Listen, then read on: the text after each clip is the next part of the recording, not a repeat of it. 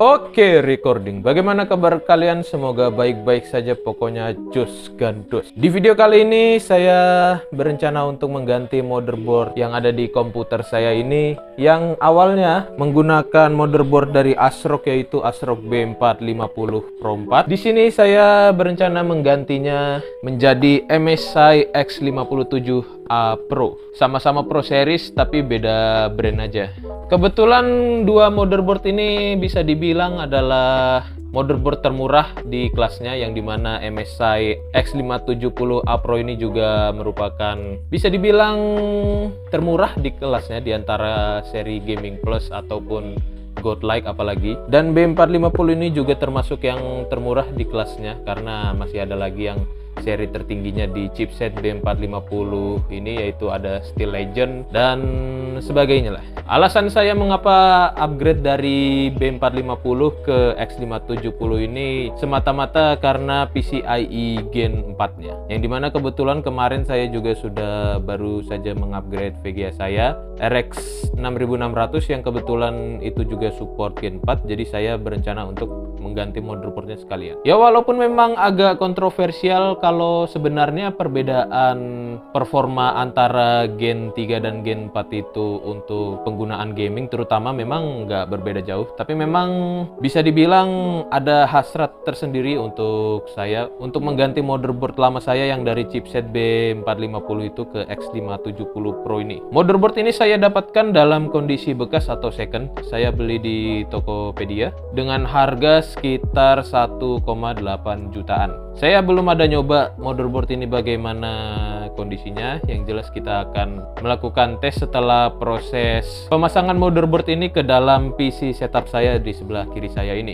Oke, jadi tanpa berlama-lama kita akan hands-on dulu motherboard ini dan kita akan lakukan proses instalasi ke dalam rig pribadi saya yang ada di sebelah kiri ini.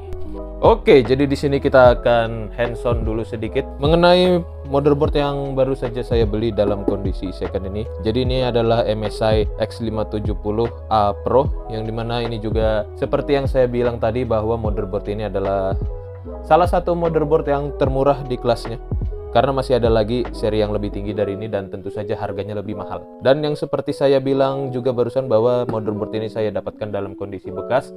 Jadi proses unboxing ini tentunya hasilnya tidak akan sama seperti jika kita membeli motherboard ini dalam kondisi baru. Jadi motherboard ini memang sudah saya buka tadi untuk ngecek sedikit isinya apa saja. Jadi kita akan melakukan proses hands-on dan unboxingnya. Jadi pertama kita akan lihat dulu. Untuk di bagian depan di sini kita bisa melihat tulisan MSI beserta dengan 4 Gen, artinya motherboard ini sudah mendukung PCIe Gen 4. Dan di sini ada serinya X57A Pro, ini merupakan seri motherboardnya. Karena ini motherboard second dan saya rasa ini adalah motherboard X570 batch awal, jadi di sini tidak ada stiker AMD Ryzen 5000 desktop ready, cuma ada yang seri 3000 saja. Kalau yang saya tahu untuk motherboard di seri yang sama tapi batch baru itu dia sudah ada stiker AMD Ryzen 5000 desktop ready karena sudah BIOS yang terbaru. Tapi menurut seller sebelumnya ini juga BIOSnya sudah diupdate ke versi yang paling baru. Jadi prosesor Ryzen 5000 series seharusnya juga sudah bisa support pada unit yang saya dapatkan ini. Selain itu di sini kita bisa melihat juga logo AMD Ryzen dan di sini ada tulisan Pro Series dan informasi AMD soket AM4, chipset X570 dan PCIe Gen 4 ready AMD Store MI Technology. Oke. Kita lihat bagian belakang. Di sini banyak sekali fitur-fitur yang ditunjukkan oleh MSI. Salah satunya dukungan PCIe Gen 4 pada slot PCI dan M.2 dan lain-lain yang bisa kalian lihat sendiri informasinya pada motherboard ini. Oke, hands-on-nya sekian, kita akan langsung buka motherboardnya saja. Ya, jadi seperti ini motherboardnya, terbungkus plastik anti-statis. Namun yang saya tahu plastik anti-statis pada motherboard dalam kondisi baru tidak seperti ini. Jadi asumsi saya plastik ini adalah plastik dari motherboard lain karena Setahu saya plastik dari MSI untuk motherboard tidak seperti ini bentuknya. Nanti mungkin akan saya tunjukkan contohnya seperti apa. Ya, jadi ini adalah unit motherboardnya. Untuk kelengkapan unitnya sendiri di sini kita mendapatkan IO shield yang kondisinya sudah terbuka karena second juga. Di sini ada kabel SATA yang kondisinya masih terbungkus rapi, belum dibuka sama sekali. Di sini ada kartu garansi, namun motherboard yang saya terima ini garansinya juga sudah habis, jadi ini sudah tidak berguna lagi. Di sini ada kartu ucapan thank you for choosing MSI product, dan di sini ada semacam brosur dari MSI Gaming yang dimana isinya adalah produk MSI Gaming lainnya seperti graphic card, monitor, dan peripheral seperti headset gaming, mouse gaming, dan keyboardnya juga. Dan di sini masih disediakan CD driver, entah tahun sekarang siapa yang masih pakai ini. Dan di sini saya cukup terkejut bahwa di sini kita mendapatkan panduan MSI Memory Try It, karena kebetulan motherboard ini juga mendukung fitur Memory Try It. Ya, sepertinya semua motherboard MSI. Jadi di sini kita bisa melihat bahwa di sini ada Bang Alpha Jonathan terpampang dalam brosur ini, dan ini merupakan brosur bagaimana kita menggunakan fitur Memory Try It yang ada di dalam motherboard yang saya terima ini. Ya, semua panduannya lengkap ada di sini. Kalau masih bingung juga mungkin kita bisa langsung lihat aja tutorialnya di YouTube atau di manapun. Tapi yang jelas menurut saya ini udah informatif sekali. Oke, jadi untuk segitu dulu unboxingnya, tidak ada lagi yang bisa kita dapatkan di sini. Jadi kita akan lanjutkan ke proses pemasangan ke dalam PC pribadi saya.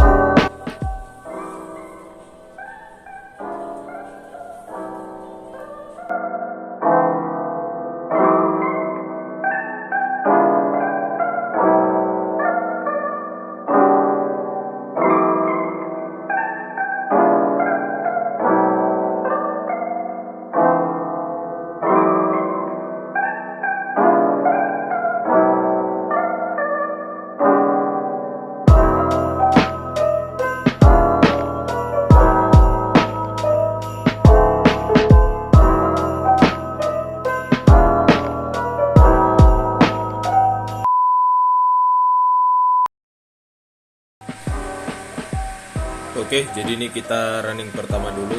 Jadi belum dirapikan, dan ini kita bisa masuk ke Windows tanpa melakukan reinstall. Semuanya masih ada di sini, cuma mungkin dia perlu penyesuaian lagi. Mulai dari drivernya dan segala macam. Ya, mostly driver motherboardnya. Tapi so far tidak perlu melakukan install ulang Windows karena konfigurasinya juga Windows terinstall di NVMe yang bagian atas. Tinggal kita rapikan saja. Jadi untuk first run-nya alhamdulillah bekerja. Memang dari proses perakitan yang bisa dibilang sangat melelahkan ini karena komputer saya cukup ruwet kabelnya. Jadi kudu ngakalin ini itu. Sekarang kita tinggal rapikan, berhubung tesnya lain sudah selesai. Mungkin kita akan cek dulu di CPU-Z apakah dia terdetek motherboardnya. Ternyata belum di download. Ntar saya download CPU-Z dulu. Oke, kita cek. Jadi di sini di CPU-Z prosesornya terdetek Ryzen 5 3600 dan mainboardnya juga sudah terdetek di sini MSI model X570A Pro dengan bus PCIe Gen 4. Namun saya belum ngecek apakah VGA-nya jalan di Gen 4. Kita bisa ngeceknya di GPU-Z. Oke, jadi untuk VGA-nya di sini sudah terbaca di CPU-Z. Dia sudah berjalan di Gen 4. Apakah nanti akan terdapat perbedaan performa yang signifikan? Saya rasa tidak terlalu sih. Jadi mungkin begitulah untuk instalasi motherboardnya. Kita akan rapikan dulu sebentar, kemudian kita akan finishing. Oke, jadi ini adalah tampilan finishing terakhir saya setelah menginstal motherboard baru. Jadi memang sengaja saya tidak menampilkan prosesnya karena memakan waktu yang cukup panjang dan juga melelahkan. Ini saja saya sudah agak ngantuk-ngantuk, jadi ya rekam seadanya aja. Jadi seperti inilah proses finalnya, dan alhamdulillah untuk driver semuanya bekerja, hardware juga tidak ada masalah walaupun dalam kondisi second atau bekas. Saya menerima unit yang ya masih oke punya, dan semoga bisa awet untuk setidaknya 3 tahun ke depan. Oke, jadi sekian dulu video dari hands-on dan proses perakitan motherboard ini ke dalam PC pribadi saya. Jadi posisi saat ini PC saya sudah menggunakan motherboard baru dari MSI X570A Pro ini. Walaupun kondisinya bekas, namun tidak ada yang bermasalah di sini. Ya, so far so good. Selama ini juga belum ada ditemukan masalah. Mungkin pas awal-awal aja, tapi sudah bisa dihandle hingga sistem berjalan dengan lancar. Oke, sekian dulu video saya pada kesempatan kali ini. Jangan lupa stay safe selalu, dan kita akan ketemu lagi di kesempatan selanjutnya. Dan adios. Ngantuk bro.